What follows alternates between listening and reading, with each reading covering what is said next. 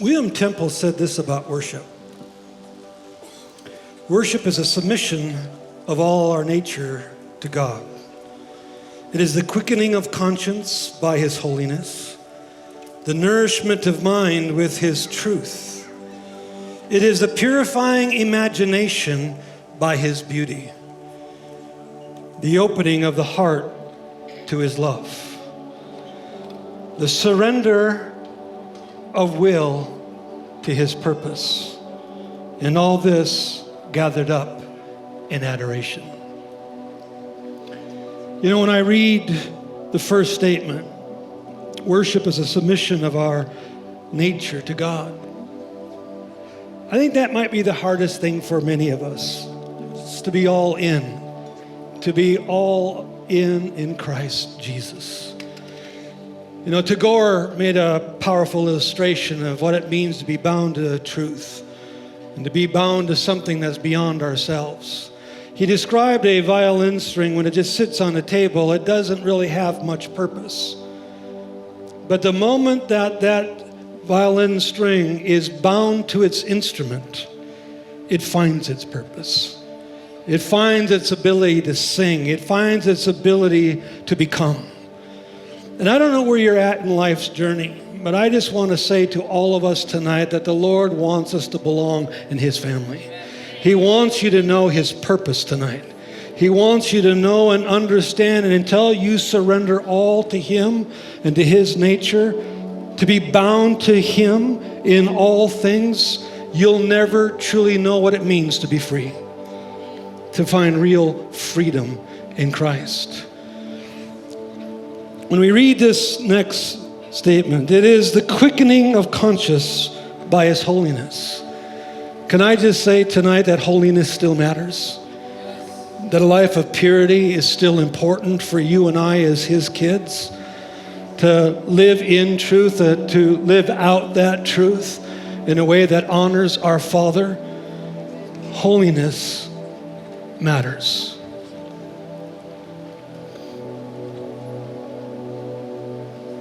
It is the nourishment of mind with His truth. To know and understand that the Word of God, the Bible, is not a book about what is true, it is truth. There are many of you that have come into this building tonight carrying things. Fear, shame, guilt. You're carrying burdens that you were never designed to carry. Can I just say, even as much as we understand that those things are true, they are the realities of our circumstances. There are many of us who have lost loved ones due to COVID and many others. That is a true statement. Some of you are here maybe standing on behalf of a loved one or a friend. But what I love about the power of God and His eminence, that He is able to do anything and everything. Amen? And then when we understand that even when we know that which is true comes up against truth, it can change. Because truth is still truth. Amen? So never underestimate the power of God and His Word. It is the truth that we need to build our lives from.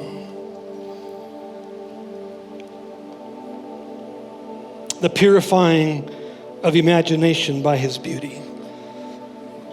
And I don't know what it's been like for you tonight, but as I get lost in worship, I just see the wonder and the beauty of a Father who loves us, who never stops loving us, who never gives up on you and I. And if we can see the beauty in the midst of our pain, in the midst of our circumstance and difficulty, we can rise above things, and our imagination begins to take us to places of His design and desire. Albert Einstein said there is nothing more important than the imagination. Understanding will take you from A to B, or even A to Z, but your imagination will take you everywhere. I hope and trust that tonight, as you continue to worship, that you allow your Heavenly Father to just open up your imagination to what can be, to what it's like to live in real freedom with Him. Because that's why Jesus came. That's why we are here to worship, to allow him. The purifying process of our imagination would be that of which is beauty. And then he says, the opening of the heart to his love. And I just want to take a moment tonight, because I know there are some of you here tonight who maybe experienced the love of God for the very first time. That you're beginning to taste and see that there's a God who is good and he's wonderful. And not only is he loving, but he has an everlasting love towards you tonight. No matter how you find yourself tonight, no matter whether you have not done what we talked about first in surrendering your life to Christ, whether you have been a part of a church but you just have grown cold for whatever the reason, can I just encourage us tonight to replant ourselves in his love? And for those of you that you know by the Spirit of God that he's been speaking to you tonight, that you would surrender your heart to his love. For God so loved you and I, that he gave his only begotten Son, that if we could believe, if we could trust, that we would not perish but have everlasting life. Can I ask every head to be bowed and every eye to be closed in this place? If you are here tonight and you know it's the night to allow God's love to saturate your heart, to invite Jesus to come in to be the Lord of your life, his love is speaking to you tonight. There has been a beauty in this worship that I know has been speaking to so many of you. Maybe you've wandered into this building not knowing what this is about, but you just find yourself now immersed in a spirit of thankfulness and love, and you want to say yes to the Savior named Jesus Christ. With heads bowed and eyes closed, if you are here tonight, for whatever the reason you know it's the day of salvation. It's an evening where you need to exchange your sorrow, your guilt, and shame for the love of a Father.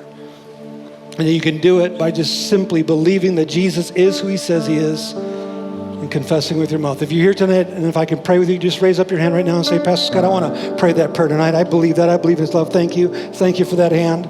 Thank you over here. Thank you. Thank you. Church, we don't need to stand up. Can we just take a moment and pray this prayer out loud together with each person who raised their hand? Are there many more in their heart? Can we do that right now? Let's pray this out loud together. Dear Heavenly Father, I thank you for Jesus. And I choose him tonight to be the Lord of my life.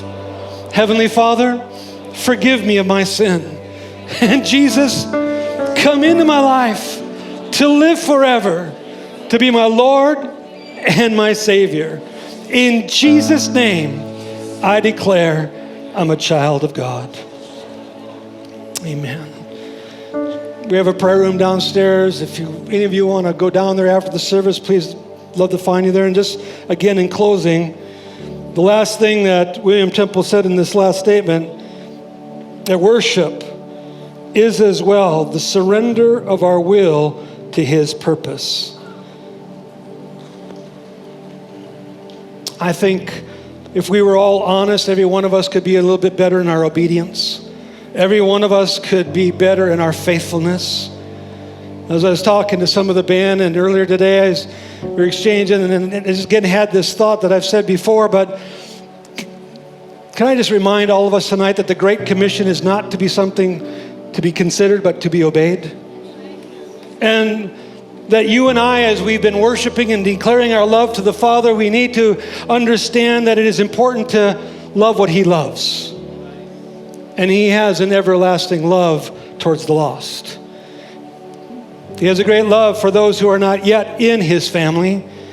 And can I just ask that we make covenant with our Father tonight in this time of worship, that we would purpose in our heart that we're going to get better in our obedience, what means that we are going to get stronger in our witness, that we will no longer be ashamed of the gospel of Jesus Christ, because we believe it is the power of salvation unto those who believe.